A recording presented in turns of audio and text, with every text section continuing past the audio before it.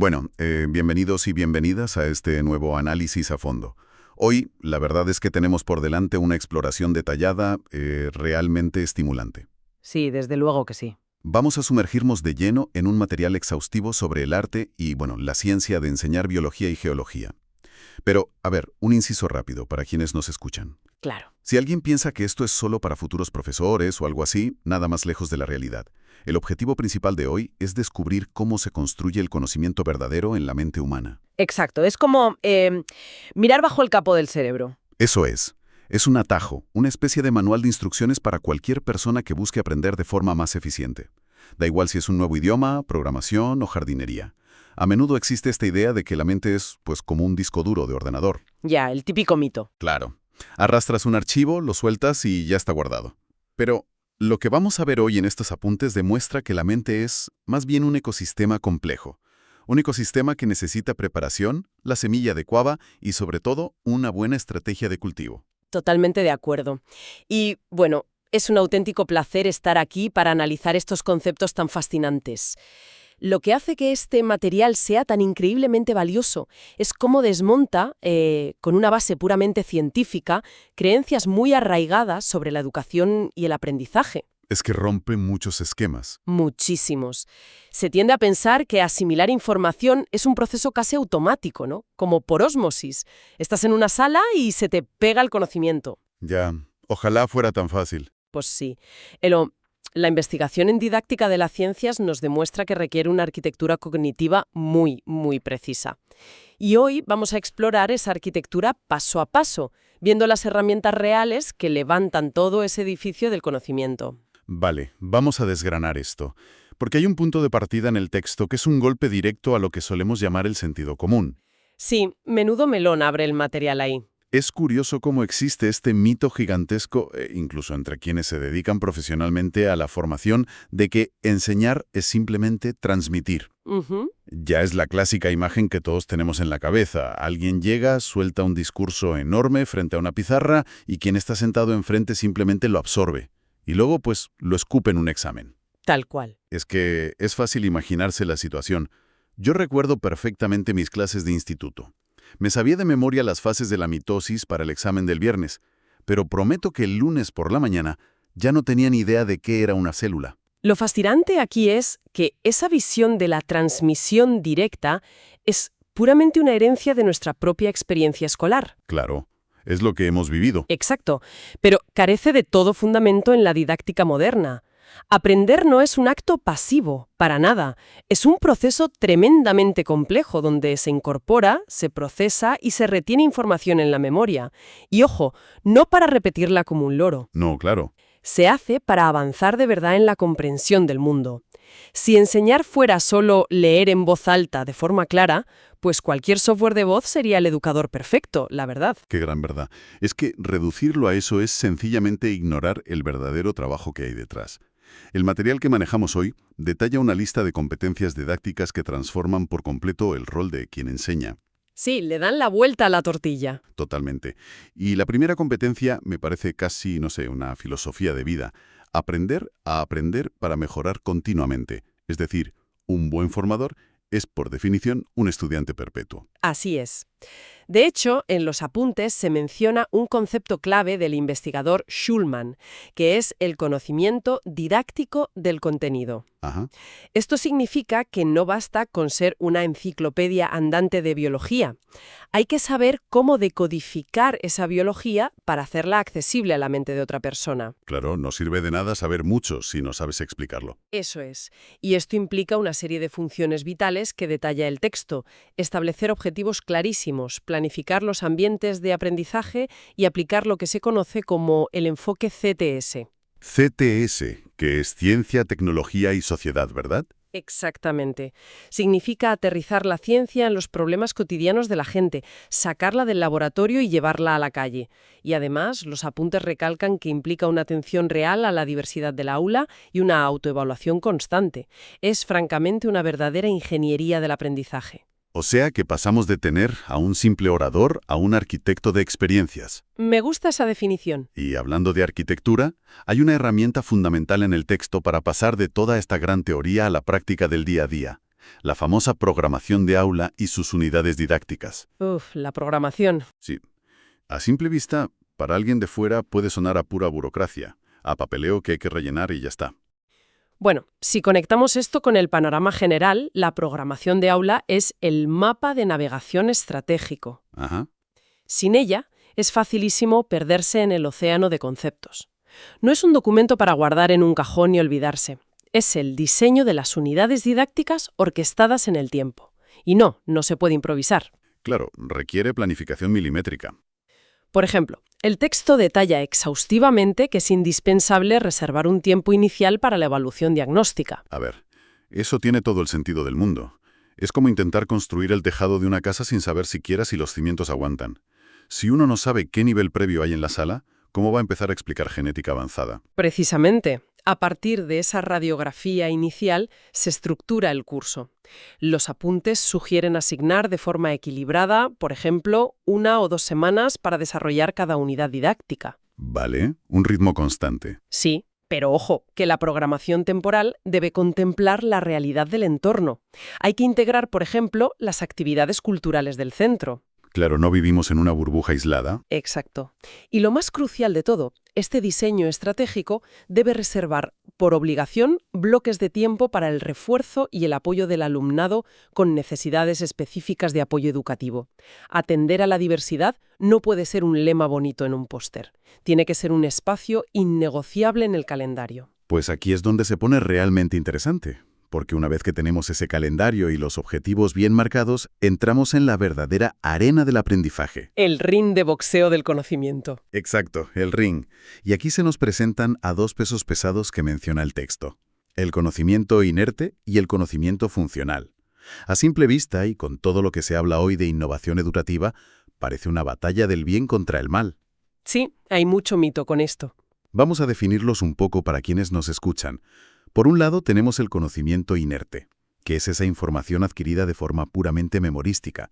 Es lo que sale a la luz ante una pregunta muy directa, tipo juego de trivial. La capital de Francia es París. Eso es, conocimiento inerte. Por otro lado, el conocimiento funcional, que es el que aplicas ante múltiples situaciones problemáticas reales para tomar decisiones y resolverlas. Así es. Y aquí es vital hacer una pausa porque el debate actual a menudo demoniza el conocimiento inerte. Sí, muchísimo. Se asume que memorizar datos es algo del pasado, algo que debe ser erradicado de las aulas, y que lo funcional es la panacea absoluta. Pero la realidad cognitiva que detallan los apuntes es muy diferente. Ninguno de los dos es intrínsecamente malo ni bueno por sí solo. Espera, a ver. Llevamos años y años escuchando que memorizar listas interminables es el gran fracaso de la educación tradicional. ¿Me estás diciendo que ahora resulta que memorizar datos aislados es bueno y necesario? Lo que quiero decir es que es el cimiento insustituible. Es una imposibilidad cognitiva aplicar a la resolución de un problema un concepto que no tienes previamente almacenado en tu memoria. Claro. Tiene lógica. No se puede tener un pensamiento crítico sobre el cambio climático si no se ha memorizado antes qué es el CO2 o cómo funciona exactamente el efecto invernadero. La creatividad y la resolución de casos reales requieren materia prima. Necesitas ladrillos para construir el muro. Exactamente. El verdadero debate que plantea el texto no es cuál de los dos eliminar, sino cómo equilibrar esa carga de conocimiento inerte y funcional según lo que estemos intentando aprender. Fíjate, visto así cambia la perspectiva por completo. Y para construir esa base de conocimiento inerte, de forma eficiente, sin morir de aburrimiento en el proceso, el material habla de una técnica fantástica, las preguntas guía. ¡Ah! ¡Maravillosas! Básicamente, y corríjame si me equivoco, son actividades diseñadas para dirigir la atención como un rayo láser hacia la información clave dentro de un mar de datos en un texto. Son un mecanismo de focalización brillante, de verdad, y los apuntes explican que se pueden graduar según su complejidad. Tenemos, por un lado, preguntas de reconocimiento. Que son las más facilitas, ¿no? Sí, donde solo hay que identificar la respuesta correcta, como en un verdadero o falso. Y luego están las de producción, donde hay que generar la respuesta desde cero. Vale. Por ejemplo, en un nivel muy simple, de correspondencia directa, el texto da ejemplos literales, muy claros. Podríamos preguntar cuál es la definición de salud según la OMS de 1956. O enumerar las contraindicaciones de los antidepresivos tricíclicos. La respuesta a este tipo de preguntas suele estar en un solo párrafo, esperando a ser extraída. Pero luego la cosa se complica, claro. El texto menciona preguntas guía mucho más elaboradas, donde la información está dispersa y hay que buscarse la vida. Las de alto nivel. Eso es. Por ejemplo, te piden comparar el efecto de los fármacos A y B sobre las bacterias. O una clásica de biología que aparece en el material. Cómo se produce CO2 a partir de la oxidación de glúcidos en el ciclo de Krebs. Uf, el ciclo de Krebs, ¿cuántas pesadillas ha dado eso? Ya te digo. Y ahí ya tienes que rastrear por diferentes páginas, conectar conceptos y reconstruir tú mismo el proceso. Pero aquí viene lo que me parece un auténtico truco de magia para cualquier persona que estudia algo. La regla de oro de los apuntes. Y es vital. Es fundamental dar o leer estas preguntas antes de enfrentarse al texto. Es un cambio de dinámica fundamental. Cuando se leen las preguntas primero, se activa lo que en psicología se conoce como priming o preparación cognitiva. Activas el sistema de filtro del cerebro. Es como cuando, no sé, decides comprarte un coche rojo y de repente no paras de ver coches rojos por la calle, ¿no? Totalmente. El cerebro empieza a buscar activamente esa información específica. Esa es la analogía perfecta. Ya no se lee de forma pasiva, esperando que algún dato se quede pegado por casualidad en la memoria. Se lee con un propósito de rastreo claro. Y una vez que esa base inerte está sólida y bien fijada, es cuando pasamos a la acción, las actividades de aplicación. Aquí es donde el conocimiento funcional toma las riendas por fin. Efectivamente. Y el enfoque ideal para esto es el CTS que mencionamos antes, el de Ciencia, Tecnología y Sociedad. Es dejar de recitar definiciones para empezar a usarlas como instrumentos reales. Y los apuntes ponen un ejemplo buenísimo de esto. El proyecto Argos. Sí. En lugar de preguntar simplemente qué es un virus en un examen teórico, presentas una situación donde hay un brote epidémico simulado en una población y quienes participan tienen que tomar decisiones de salud pública basándose en esos datos biológicos que han memorizado previamente. O sea, un juego de rol casi. Básicamente, sirven para aprender, pero el texto destaca que también es la mejor forma de autoevaluarse. Si puedes resolver el caso del proyecto Argos, es que realmente dominas la competencia científica y ese conocimiento ya es funcional. Esto es alucinante. Pues esto plantea una pregunta importante. Si sabemos que combinar el conocimiento inerte con la aplicación funcional en simulaciones reales es tan extremadamente poderoso, ¿cuál es el vehículo metodológico para llevar esto al día a día del aula? Y aquí es donde llegamos al plato fuerte de este análisis a fondo. La sección estrella de los apuntes. La enseñanza a través de la investigación. Así es. Me encanta esta parte. Es un cambio de paradigma brutal impulsado inicialmente por el psicólogo Jerome Bruner. El aprendizaje por descubrimiento. Exacto. Su idea del aprendizaje por descubrimiento. La premisa es preciosa. Quien aprende no debe ser un simple espectador en la grada, viendo el partido desde lejos, sino un descubridor activo. Tiene que mancharse las manos de barro. Pero cuidado, porque aquí el texto hace una distinción crucial que hay que entender bien. A ver. Es lo mismo plantear una investigación en un aula o en un curso de formación que hacer una investigación científica real en un laboratorio del CSIC. Evidentemente no. Sería una locura. O vas a ganar el premio Nobel en clase de cuarto de la ESO. Exacto. Se trata de adaptar el rigor del método científico a la estructura cognitiva de quien está aprendiendo. El texto insiste en que no es una visión simplista del aprendizaje, sino una visión adaptada. Es que es muy fácil imaginarse a la típica persona escéptica. Un docente con 30 alumnos en clase diciendo algo como, bueno, todo esto suena muy bonito en la teoría, pero no tengo tiempo. Tengo un temario inmenso que cumplir, y si me pongo a jugar a los investigadores, pierdo el control de la clase. Es una objeción súper común en el día a día, ¿verdad? Es la objeción número 1, sin duda. El miedo a no cubrir el temario y a la falta de tiempo es real. Ya, es comprensible. Pero la respuesta exhaustiva que dan los apuntes a esa objeción es que la enseñanza por investigación no es un extra que se añade al final de la clase si sobra tiempo. Es el motor mismo del aprendizaje. No es el postre, es el plato principal. Exactamente. Y las ventajas absolutas que enumera el material son aplastantes. En primer lugar, focaliza la investigación directamente en el estudiante. En segundo lugar, acerca los fenómenos naturales al aula de manera tangible. Y sobre todo, es una herramienta insuperable para la motivación. Cuando presentas un problema como un misterio a resolver, la propia curiosidad humana hace el resto del trabajo. Es que somos curiosos por naturaleza. Y para que esto no sea un caos absoluto de gente investigando a lo loco, el material describe una estructura muy concreta, una secuencia lógica, el aprendizaje basado en proyectos, el famoso ABP. El ABP, fundamental. Esa da orquestación fascinante. Imaginemos que queremos analizar la contaminación de un río local. No mandas a la gente al río el primer día con unas botas de agua sin saber nada, ¿no? No, claro que no, sería un desastre. La frecuencia de indagación empieza integrando cuidadosamente las actividades de memorización y las preguntas guía que vimos antes. Todo se conecta. Sí, en esa fase inicial se construye el conocimiento inerte necesario. ¿Qué es el pH? ¿Qué son los nitratos? ¿Cómo funciona exactamente el ecosistema fluvial?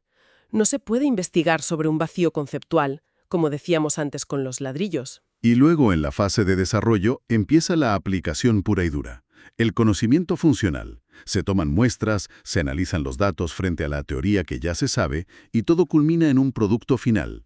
Exacto, un producto tangible. Quizás un informe real para el ayuntamiento del pueblo o una exposición en el centro. Y lo mejor de todo, lo que menciona específicamente el texto, es que esto no es ciencia ficción pedagógica. Estos recursos son reales. Los apuntes son tan prácticos que referencian páginas y proyectos que ya existen. Sí, dan nombres y apellidos. Hablan de plataformas como MMPlat, el Grupo Iris o el Grupo Gaia de Andalucía, demostrando que esta metodología ya está viva, funcionando y dando resultados espectaculares. El caso del Grupo Gaia de Andalucía es un referente magnífico que aparece en el texto. Cuéntanos un poco más de eso. Lo que hacen es diseñar materiales y secuencias didácticas donde el alumnado se enfrenta a problemas medioambientales de su propio entorno local. Tienen que investigar, argumentar con base científica y proponer soluciones. O sea, un impacto real en su comunidad. Totalmente. Pasan de ser simples receptores de información a productores de conocimiento. Integran la base inerte, la aplicación funcional, y la investigación en un solo flujo de trabajo continuo. Es brillante. Y el hecho de que existan y funcionen proyectos como este o plataformas internacionales como Memplat demuestra que las barreras iniciales de tiempo o temario se superan sin problema cuando el diseño estratégico de la programación de aula es bueno. ¡Qué maravilla! Entonces, ¿qué significa todo esto? Si nos alejamos un poco y miramos la imagen completa de lo que hemos hablado hoy, esta inversión en los apuntes cambia por completo los esquemas sobre cómo enfrentarnos a la asimilación de información o a cualquier reto intelectual. Sí, es un cambio de mentalidad. Da igual si alguien está preparando una formación para liderar a su equipo en la empresa, si quiere aprender a programar bases de datos en su tiempo libre, o si simplemente está intentando entender cómo funciona la economía global leyendo las noticias. Sirve para todo. El atajo definitivo no es leer más rápido o subrayar con fosforito. El atajo es combinar piezas. Aceptar que se necesitan construir unas bases inertes, sólidas primero. Utilizar preguntas guía antes de leer para programar al cerebro a buscar esas respuestas. El priming que comentábamos. Eso es. Y sobre todo diseñar un proyecto final funcional donde se apliquen esos datos a un problema real. Solo así la simple información muta de verdad y se convierta en conocimiento verdadero. Es una síntesis perfecta. Y bueno, si me permites llevar esto un paso más allá para ir cerrando. Por supuesto, adelante. Tras analizar a fondo esta mecánica del descubrimiento guiado y cómo fomenta el pensamiento crítico al resolver problemas adaptados a nuestra realidad, cabe plantearse una cuestión mucho más amplia. Una reflexión que va más allá del aula. Soy todo oídos. Si sabemos que la enseñanza por investigación entrena a la mente para buscar evidencias empíricas, para contrastar datos inertes y para resolver problemas complejos antes de sacar conclusiones precipitadas, cabe preguntarse cómo cambiaría el nivel del debate público y social si la sociedad entera aplicara este mismo método de descubrimiento guiado frente a la sobreinformación que consumimos cada día en Internet. Frente a la avalancha de desinformación, las noticias falsas y los titulares tan polarizados. Madre mía, eso sí que es una reflexión profunda para llevarnos en la cabeza hoy. Es que claro, imaginemos tratar cada titular escandaloso de las redes sociales no como una verdad absoluta y revelada, sino simplemente como el inicio de un proceso de indagación. Una hipótesis a comprobar. Tal cual. Es fascinante ver cómo unas estrategias diseñadas originalmente para enseñar ciencias naturales o geología esconden en el fondo las claves maestras para navegar con sensatez por este mundo moderno tan caótico. Así es. Bueno, pues, confiamos en que esta exploración detallada haya sido tan sumamente reveladora para quienes nos acompañan al otro lado de los auriculares como lo ha sido aquí en el estudio. Ha sido un verdadero placer. Queda abierta la invitación para toda nuestra audiencia a seguir cultivando esa curiosidad insaciable, a no dar nada por sentado y, por supuesto, a poner en práctica estas herramientas didácticas en el próximo proyecto de aprendizaje que tengan por delante. Hasta el próximo análisis a fondo.